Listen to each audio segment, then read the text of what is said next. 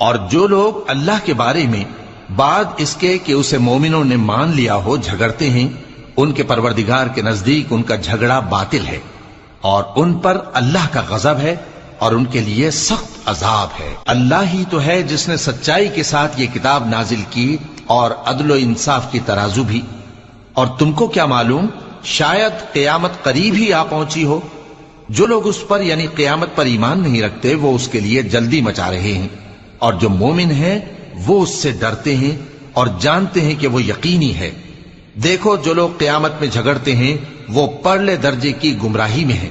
اللہ اپنے بندوں پر مہربان ہے، وہ جس کو چاہتا ہے رزق دیتا ہے اور وہ زور آور ہے، غالب ہے۔